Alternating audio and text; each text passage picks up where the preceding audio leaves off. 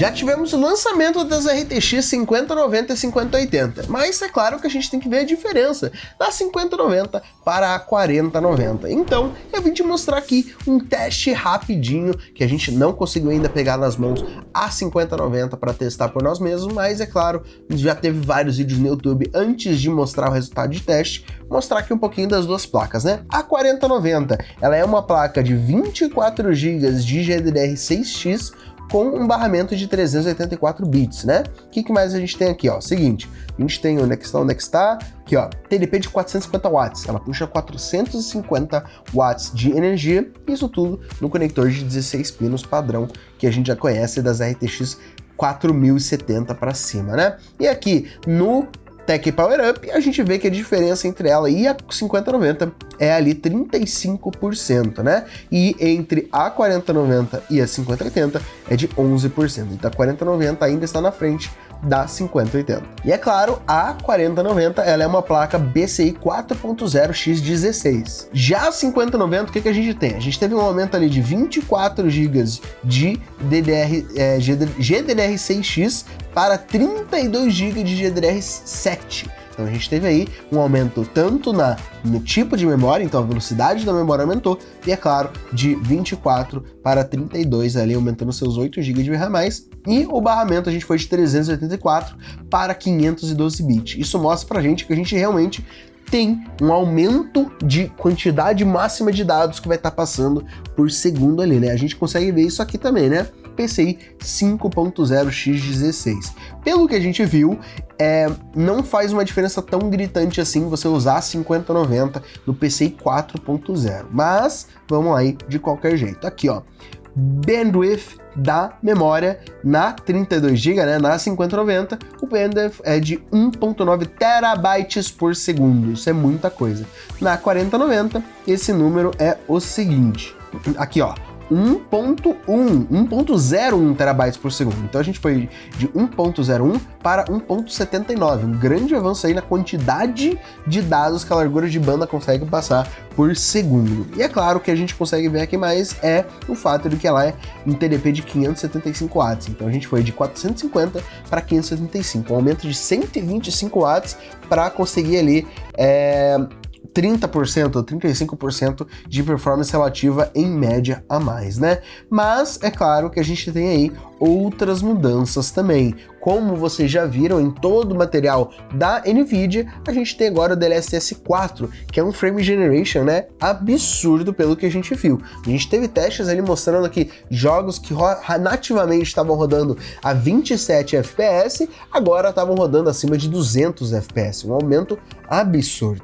E, é claro, o que isso quer dizer? O que isso mostra pra gente? O que eles estão fazendo é o seguinte: esses frames que eles estão colocando a mais, eles não estão sendo frames que vão te ajudar na hora do tempo de latência entre o seu teclado e mouse e o seu jogo em si. A latência vai continuar a mesma do que se fosse esses 27 frames por segundo, né? O frame time continua sempre o mesmo. Mas o que isso quer dizer? Normalmente isso quer dizer que para jogos competitivos, que o tempo de resposta é um dos fatores mais importantes, você não deve usar esse frame generation, porque se você tá com os frames nativos em menos de 30, você vai ter um frame time muito mais alto. Agora, se você tá ali com os frames nativos lá pelos 100 FPS, que daí você já tem um frame time bem mais baixo, daí não é um problema tão grande assim. Mas é claro, essa tecnologia do frame generation, multiple frame generation, né, que é absurdo, só está disponível nas RTX 5000. Mas a gente também teve uma melhoria nas RTX 4000, 3000 e 2000, que é o DLSS, o modelo transformer deles tá mudando, então a gente vai ter um DLSS que vai gastar a mesma quantidade de recursos da sua placa de vídeo, a performance em questão de FPS vai ser bem parecida, mas a gente vai ter menos artefatos, menos ruído na imagem renderizada, entendeu? Então basicamente o que melhorou é a qualidade do DLSS, performance continua a mesma, o quanto ele vai estar gastando na placa de vídeo, que eu me lembro de diminuir um pouquinho na verdade, mas a gente vai ter uma qualidade de imagem do DLSS DLSS melhor ainda, o que é muito bom para você que quer jogar no 4K ali, mesmo com uma placa de vídeo um pouquinho mais antiga. Mas é claro que eu quero mostrar para vocês é esse daqui, ó. O Hardware Unboxing, eu vou mostrar só esse frame aqui dele, ele fez um teste em 17 jogos no 4K sem Ray Tracing, né? No rasterizado, sem o Ray Tracing. O Ray Tracing é outra coisa. O que a gente tem aqui, ó? Em média, a média de FPS foi de 137 na 5090 e na 4090 foi de 108, com 1% low de 106,87. O que a gente consegue ver é que basicamente o que a 4090 entregava em média, a 5090 está conseguindo entregar no 1% low, o que é ótimo, porque a gente mostra aí que tem uma estabilidade muito boa.